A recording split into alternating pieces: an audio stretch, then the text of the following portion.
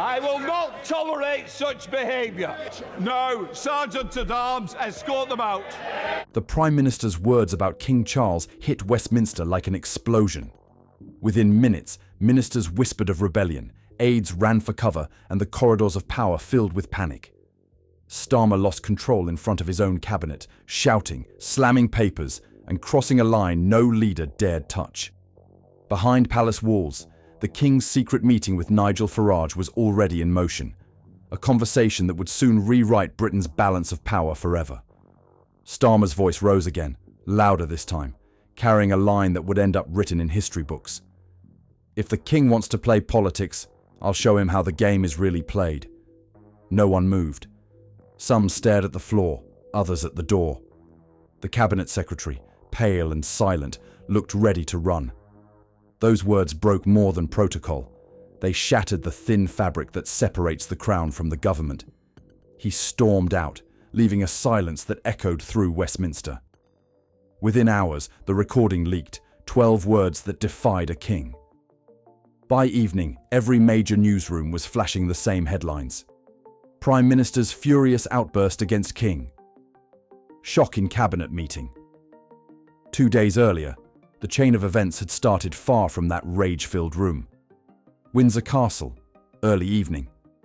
The air was cold, the mood heavier than usual.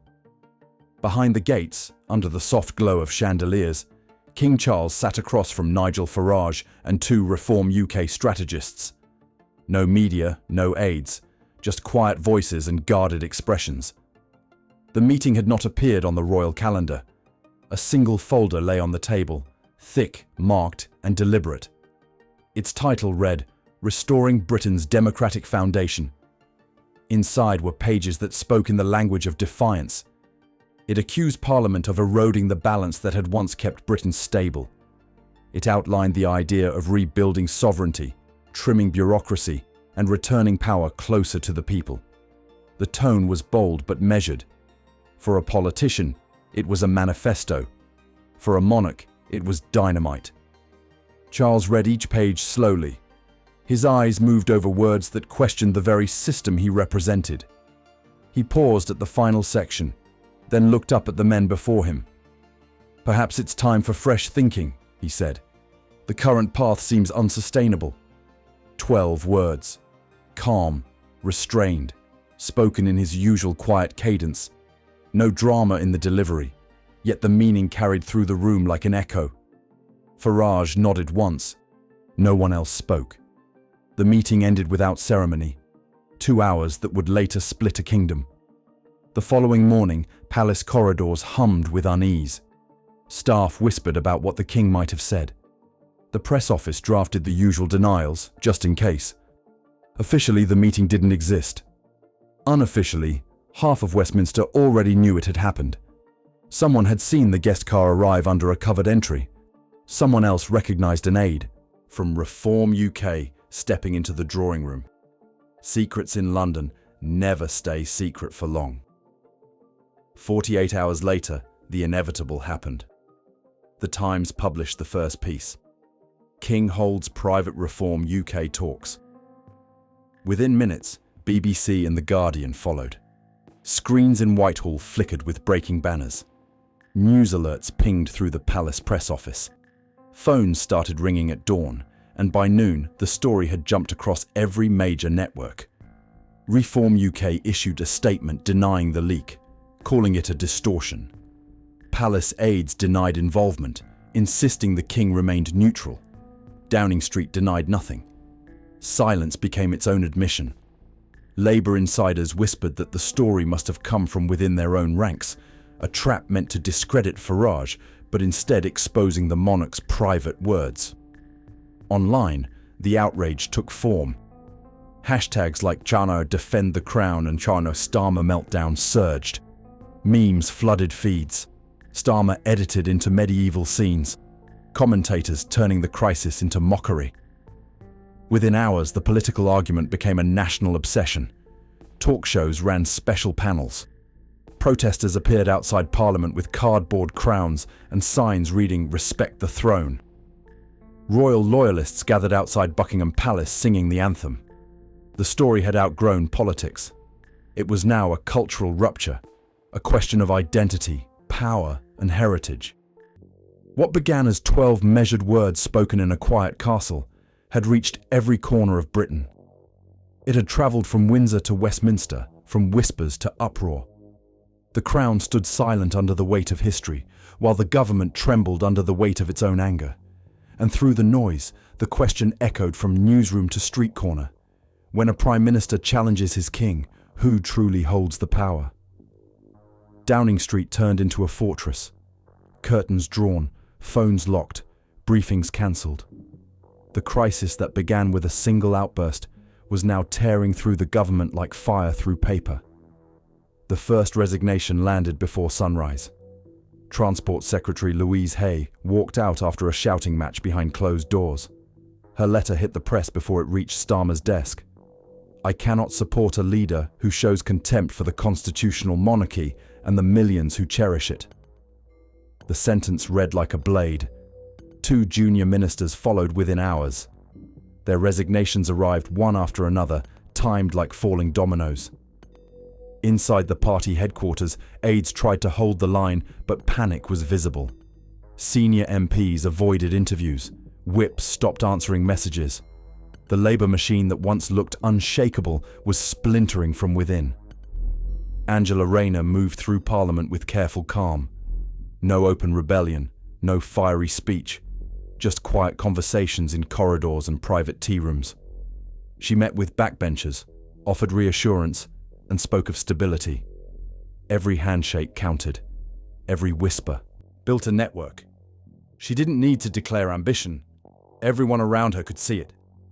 The deputy was preparing to become the leader. Rachel Reeves remained silent.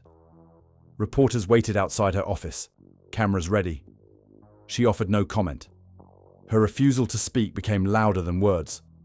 Within the party, that silence was read as a message. She was done defending the Prime Minister. Allies called her restraint dignified. Opponents called it strategic. To those inside the bunker, it was betrayal wrapped in patience. WhatsApp groups multiplied overnight. One began as damage control, another as weekend planning. By morning, both had new names, rescue mission, and next steps. The messages were blunt. Find the numbers, count the signatures, plan the challenge. Every hour, screenshots leaked to journalists, proof that the rebellion wasn't a rumor anymore. Downing Street staff watched screens as headlines updated in real time. Coup underway. Labour ministers move against Starmer. Pollsters published the first results by afternoon. Labour's support plunged to record lows. Public confidence collapsed.